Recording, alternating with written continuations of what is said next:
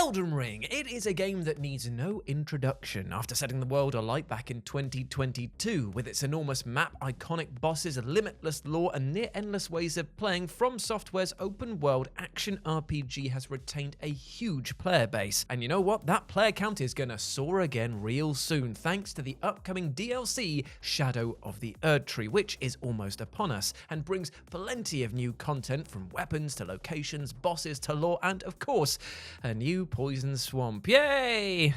Yay.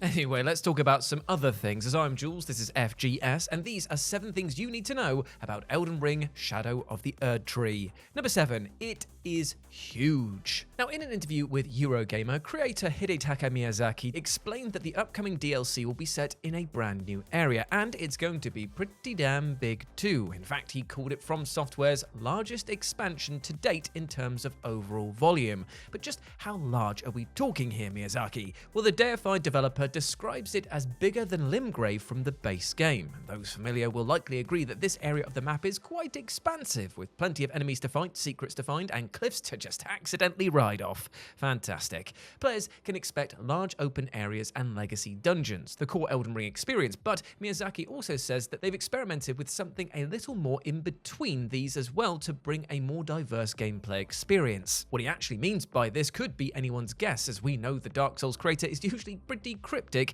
in his communications. He also explained that there'll be a new poison swamp, as I said before, because apparently pain builds character. He didn't actually say the last bit, but clearly he must think that. And speaking of pain, you know what else hurts? When good, kind people like yourself don't subscribe to the FGS YouTube channel, so give us a follow and ease our suffering, please. Please. Was that a bit dramatic? Maybe. Anyway, back to more pain. Number 6, over 10 new boss fights. Previous From Software DLC tells us anything, it's that the developer is always ready to throw more tough bosses into their titles. Shadow of the Erdtree will be no different, so please cheer or cry accordingly. Miyazaki confirmed that there will be more than 10 brand new boss fights, including the enormous flaming giant thing and Messmer the Impaler, with the latter looking mightily familiar with their red hair resembling Radagons. They also have an apparent penchant for Snakeatus.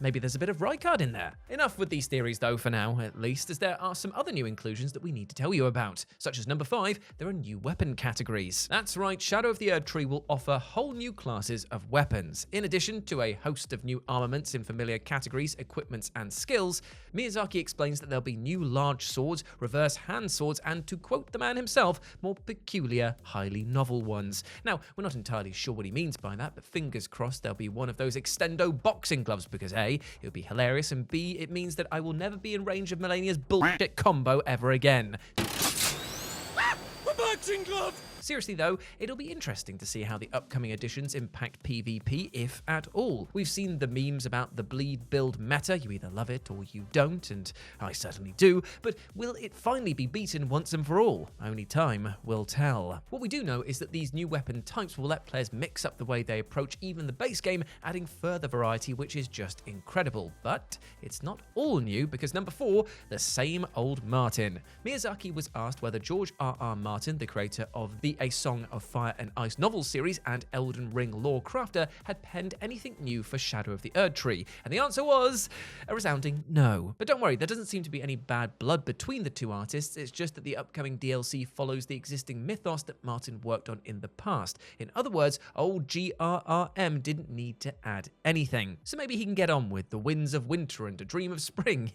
Yeah, maybe Bloodborne will finally come to PC. That's enough torturing myself though with silly fantasies, especially as Elden Ring is going to hurt me plenty anyway, because number 3, there is an increased difficulty level. Now, I don't mean to shock you, but it looks like Shadow of the Erdtree may not be all that easy. I know, who saw that coming? Well, anyone who's played a From Software title before, probably. According to an interview with Miyazaki in Famitsu, and translated by Redditor The Angry Furlong, Shadow of the Erdtree will offer a similar degree of challenge to the latter half of the base game. Quite fitting, really, when you consider the strength of Mohg, and the ordeal you have to go through to reach him. Unless you do that other questline, you bloody finger you. In addition, addition to saying the approach towards the difficulty is unchanged from the main title, Miyazaki highlights the freedom you now have in how you deal with progression in the main game, where you can usually leave a tough area or boss and return at a later stage. He also mentioned the inclusion of new difficult bosses like Melania in the main story who don't need to be defeated. Now, as terrifying as that sounds, tough enemies like the Blade of Miquella are ultimately why we play these games, so remember that you have got this, my friend. And if you don't, well, maybe let me solo Hurl be around for this new threat.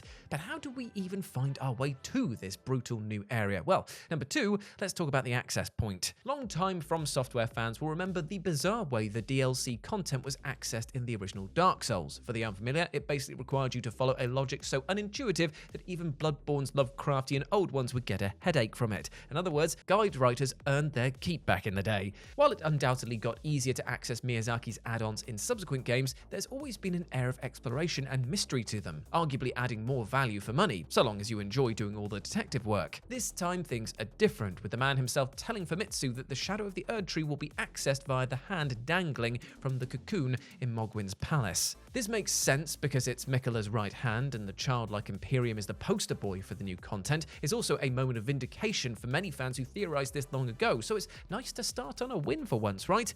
But now we turn to the final, all-important point. Number 1, the release date. Shadow of the Erdtree will release on June 21st, 2024 for PC, PS4, PS5, Xbox One, and Xbox Series X and S, retailing at around $40. Anyone who pre-orders it will get early access to a new gesture, but don't worry though, as it can be unlocked later on by anyone who buys it from launch. There's also a $50 version of the game that comes with the digital art book and OST album. Now naturally, you need a copy of the base game to play this DLC, or you can get the Elden Ring Shadow of the Erdtree edition, which offers both for $80. But then there's a collector's edition coming in at $250, complete with a download code for the DLC, a physical art book, digital soundtrack, and an 18-inch statue of the new boss character Messmer the Impaler. However, this pricey package doesn't include the base game, so newcomers will need to set aside some extra cash for what is, I'm pretty sure, a world first, which is a collector's edition DLC.